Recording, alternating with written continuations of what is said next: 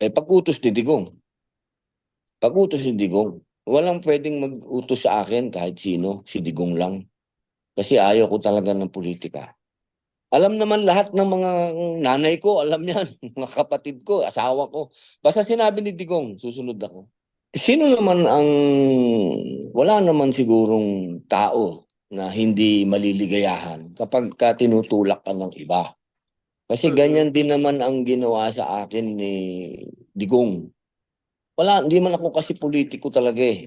Si Digong lang naman talaga yung nagsabi sa akin na pumasok ka sa politika. Dahil ayaw ko talaga ng politika. Mm. Gusto ko lang sabihin sa mga kaibigan ko kasi si Jimmy. Kaya ganyan yan si Jimmy. Mm. Maraming salamat sa mga kaibigan ko na nagtutulak sa akin at sa paniniwala po ninyo. Pero siyempre, ang realidad niyan, meron niya ang sinusunod na, kumbaga, bago mapunta sa akin yan, siyempre Mm. uunahin natin yung mga tunay na politiko na talaga. Una dyan ay si Manang Amy Marcos, Mm. pangalawa ay si Senator Alan Cayetano, Mm. susunod ay si Senator Bongo.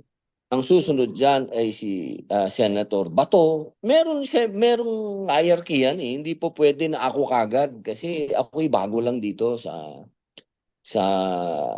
politika. Oo, meron tayong susundan na kapag ka sinabi mong Duterte supporters at mga loyalist ni Duterte, meron talaga yon na sinusundan. At para sa akin, ang pinaka-senior niyan ay si Manang Aimee. Dahil makikita naman natin nung nanalo si Digong, ang unang-unang sinasabi ni Digong, gusto niyang mag-unite ang mga Pilipino, kaya niya pinalibing si Marcos Sr., 'di ba? Para matapos na ang hidwaan ng mga Ilocano at ng ibang ah, Bisaya, 'di ba? Yung mga ganyan. Yun ang mga ideal ni ano yan eh, mga ano ni Digong. So ako sumusunod lang doon. Mm. Ako yung nagpapasalamat sa mga nagtutulak siyempre. Maraming salamat po sa inyo. Mm. So, can we get a categorical answer, sir, ano? So, if it comes to that point na dumaan sa lahat ng hierarchy at mauwi po at magkaroon ng clamor sa inyo, are you open to it, sir, for a Duterte Padilla tandem for 2028? Pag-utos ni Digong. Pag-utos ni Digong. Walang pwedeng mag-utos sa akin kahit sino, si Digong lang.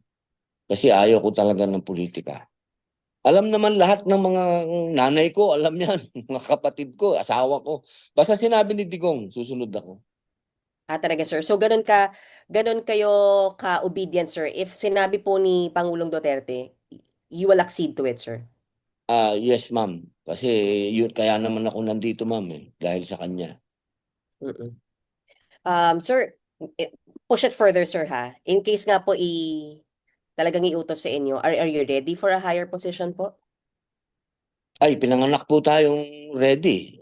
Lalo na yan, para sa akin, Vice President, hindi naman masyadong, ano yan, puro advocacy lang yan eh. Parang ikaw ang spare tire, di ba? Mm. Kayang-kaya yan. At iisa naman ako ang paniwala naman ng Duterte, isa ako doon. Ako ay, ah, kung ano ang, kasi para sa akin, ideology kasi ang Duterte eh. Hindi naman yan personal lang eh. Hindi yan si Digong. Ang Duterte kasi ideology yan eh. Mm.